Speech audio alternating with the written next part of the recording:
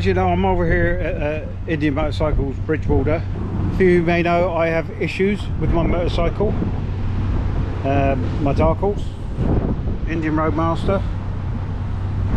So over the last couple of days I've started getting these sensor issues again, popping up left, right and centre. So at the minute I've got no speedo, I've got no fuel gauge, got no maps, and the odometer's not working. So that's the only good thing. I'm not actually putting any miles on the bike, so if it has got a cost left to it, that's keeping it level. So that's what I currently got. Wheel speed sensor front, low or open circuit, and there it says wheel sensor is faulty, bike has feature degradation but can be ridden with caution to the nearest dealer for service. So yeah, nearest dealer for service. I'm here now.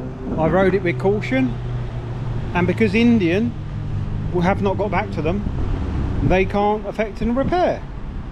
So I emailed Indian Owner Connections yesterday and copied it to the dealer to say I was coming here today. It explained what's on the screen. When I'm running, there's about another 3 other issues come up on the screen, and they all say the same: take to your nearest dealer. At the moment, this is the nearest dealer, 2 hours. Local dealer in Bodmin does not want me, he won't welcome me in, so I have to come here. So I've brought it here, can't get it fixed. So I either leave it here, get someone to ride 2 hours, well, it'll be 4 hours by the time they pick us up and take us back, but there's no guarantee Indian are going to authorise the work. So basically I'm left with a motorcycle that doesn't work. It's covered by warranty and their hands are tied. So I'm not blaming riders. It's a systematic failure of Indian motorcycles that they don't jump on these problems quick enough. So it's a warranty job. They've been informed and they've not contacted the dealer to okay to even do this first problem, the front wheel speed sensor. So at least that would give me a speedometer to get home with. So I've checked, it's not illegal to ride without a speedometer, as long as you don't break the speed limit. So it's going to be a bit challenging getting home, but then I'm left with, how long will it take Indian to respond? When are they going to fix it? When are they going to okay for Bridgewater to do the work? Are they going to honour the warranty, which to date they haven't been very successful at doing. It's always been a battle. So 27 grand bike, can't really use it. When I take it home, I won't be using it again until I get confirmation that they are going to do the work. If they don't do the work, leave it in the comments. What do I do with it? Shall I just do a video of blowing it up in a field? Because that's the point I'm at. I nearly said that to riders here. I said, I'll just leave it, use it for spares, because it's fucking useless to me. So yeah, Indian Motorcycles LLC. Get your act together, try and look after your customers, support your dealers before you lose any more.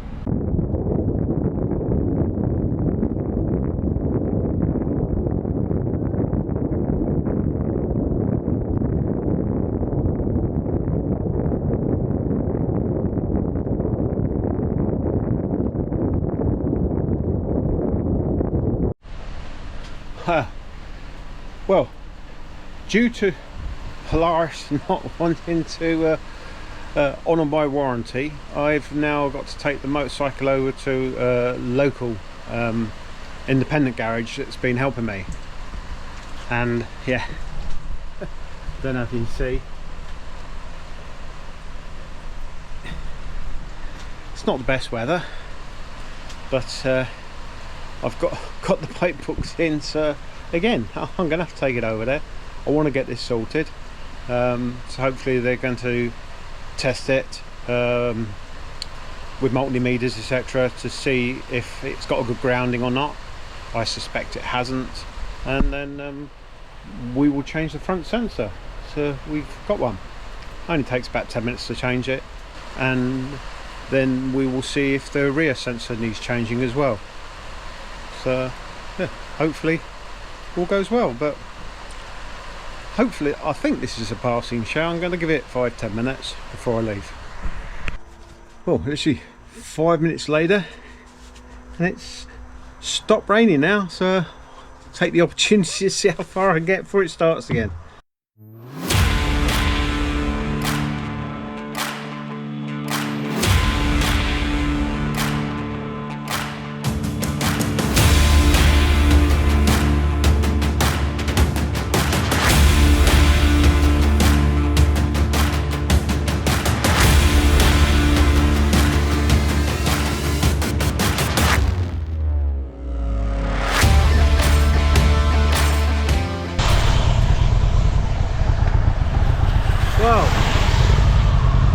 You ain't gonna believe it, after a week riding with ABS lights and no speedo, it started working again. So I got speedo and my ABS light's gone off, but I've still got the engine management light on. Just sat in traffic, coming out the Royal Cornwall show ground. They got a thing on called wheels. But yeah, this is how unpredictable this bike is. Absolutely unbelievable. Never mind.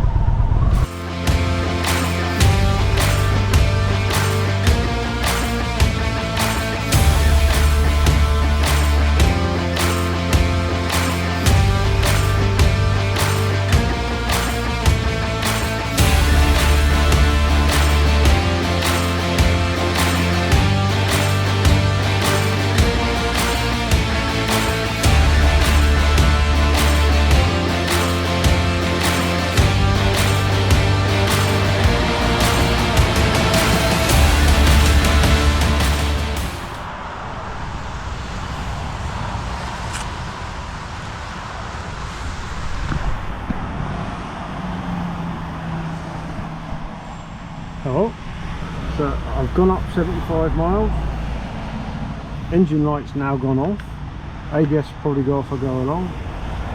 Yeah. Nuts. Thought I'd catch you asleep. Yeah, very nearly, mate, very nearly. Yeah. No, are you alright? No. No? Guess what happened on the way over? Engine management light? Well, that's been on for right. 500 miles. Oh, cool. It's still on, Yeah. but the ABS is off. I've got my speedo back, Oh, right. and the odometer's working. That bike is just weird. I literally went to fill up like I normally do. It wasn't working when I fill up. I filled up, left, came here, put my rain jacket on. There must be something to do with the rain jacket. Yeah, yeah, it's what it is. So, because I've got an Indian rain jacket on. Yeah, it's what it is. So I've come over here to have a look at it, test it, put the new sensor. I don't know what the fuck to do now. Right. So about 400-500 miles. Yep. I've had that light on, the engine management light on, Yep. and everything. I left my house, went to the BP, which is half a mile. Yep. Still the same. Right. Left the BP to come here. ABS light had gone out. Yep. Speedo had come back. Yep. And the odometer's working. Yep. But the engine management light was still on. Right. I got here, turned it off, Yep. and then I thought I didn't film it. So I turned it back on. Engine management light's now gone off. Yep.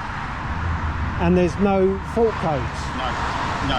Because what happens is sometimes it takes a couple of cycles for the engine management light to look at things and then do a double check and say, okay, rather than this being on, it turns off and turns on again. It's a bit like your computer. Have you tried ITing it, turn it off and turn it back on again, then it clears the code itself? Yeah, yeah. If the code's not cleared, it'll carry on. If the code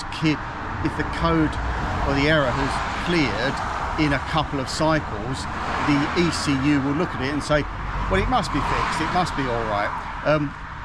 The engine management light can be linked to the ABS sensors because it could be a generic code to say there's something wrong, there's a trouble, you know, the Motor Guzzi there, it just comes up with an error code, and it could be speedo, it could be all sorts of things. It might be the way this is being wired up as well. So who knows?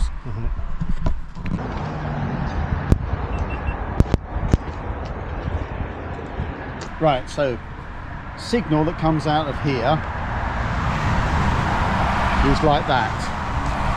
Okay, when that goes past, that sensor goes past a piece of metal, it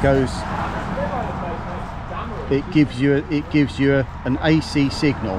Now that AC signal can get bigger and smaller depending on the space distance between that and that, and also the speed. Now what happens is, if you've got a poor sensor, you don't get this nice clean AC signal. What you get is you get this coming out of it. Okay, bad signal. The ECU looks at that and has to interpret that as that on off, and it counts that signal as 1, 2, 3.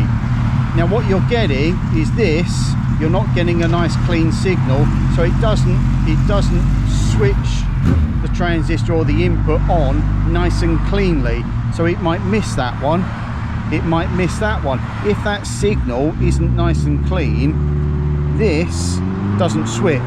If it doesn't switch, the ECU says, I'm not getting this signal. It may be getting a signal, but it's not getting enough signal.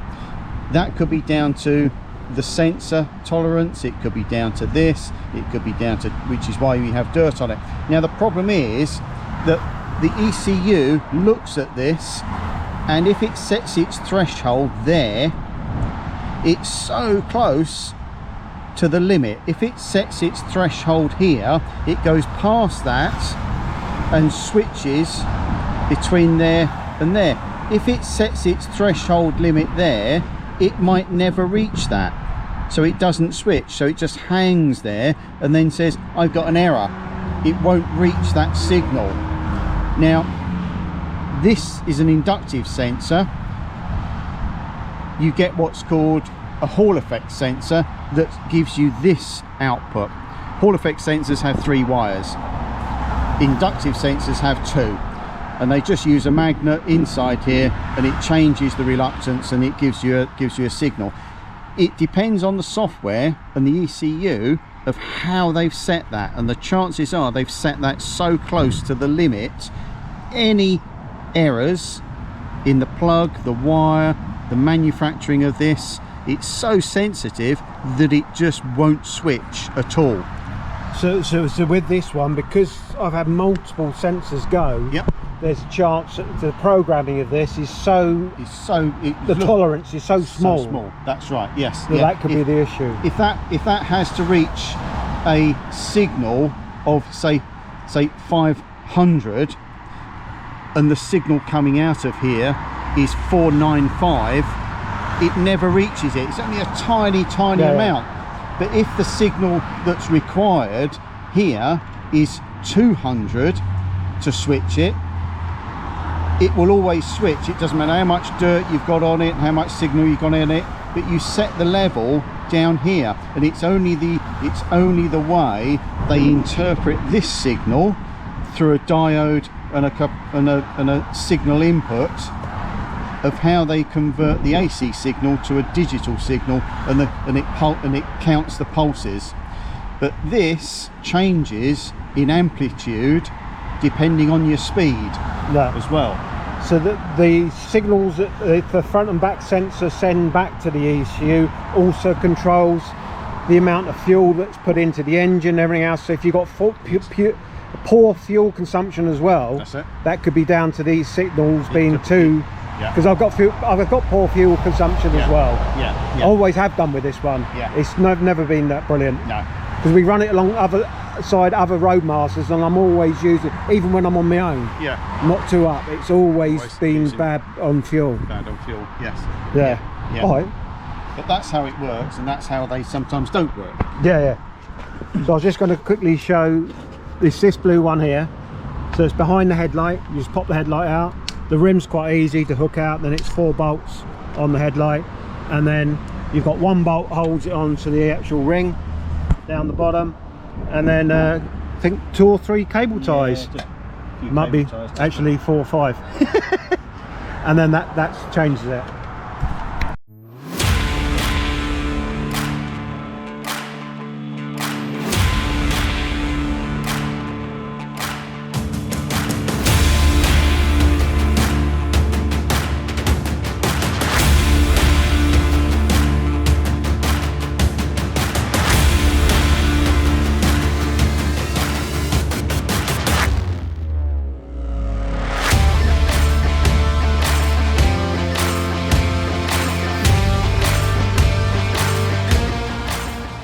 Well, we've managed to do the front sensor. The rear one's going to have to wait until we do the 40,000 service. It's yeah, not located in a very user-friendly position, so we might have to take the wheel off to get to it. I did see a video, I'll put a link to that, where the guy took the battery box and everything out, and he said it's far better to go from underneath, and sometimes it's wrongly routed over the swing arm and you can't actually get the plug out. So rather than getting too involved in that, we've just done the front one, and I'm going to take it for a quick test ride.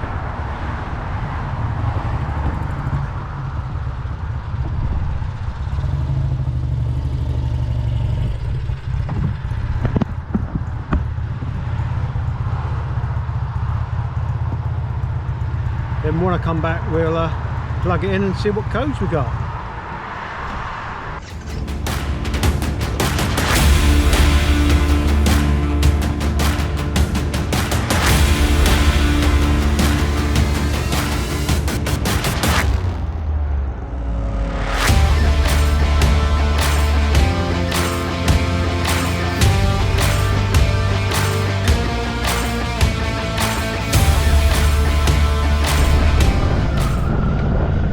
So far so good. No lights come back on yet.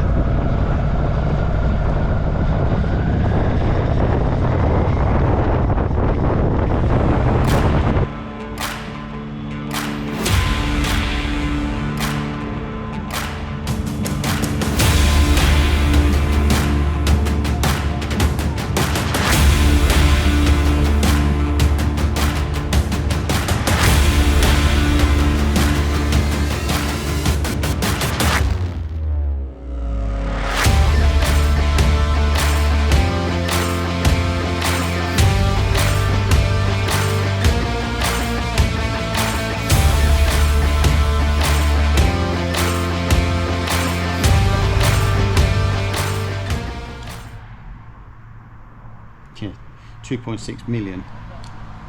2.6 billion. Million. 2.6 mega ohms. Yeah, should be 330 ohms. There's 2.6 million. Yeah, yeah. That's why it's open circuit. That's why it don't work. So the sensor basically broke down. Yeah, yeah, yeah. So I don't want to put you on the spot. You think that's just a cheap sensor, or? It could be. I have put you on the spot. Without looking at it. Yeah. It's just that one was put on More Speed Racing. Yeah. Before it was brought to you. Yeah. And you know how much I've ridden it since then. Yeah. So that's lasted about 4,000 miles.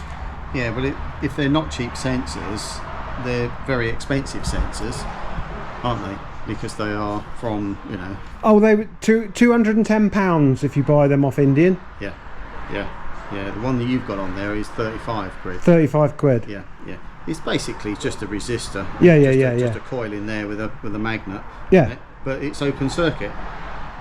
Coil's broken down inside. So it's yeah, duff. So that could be from. Yep. I'll go back to your workshop. Yep. That could be the bucket effect. Yep. Do you think, where the battery's putting too much energy and it's found a weak point? Possibly. Possibly, although it's quite the ECU tends to tends to look at the input of this one. No. So it's a stable voltage in the ECU. So it's more likely to be a grounding issue. Yeah. than anything. Possibly, yeah. So I'll do a bit of research on where the grounding is, and Yeah, right. have a look at that. Thank you very much, sir. Right. You're a star.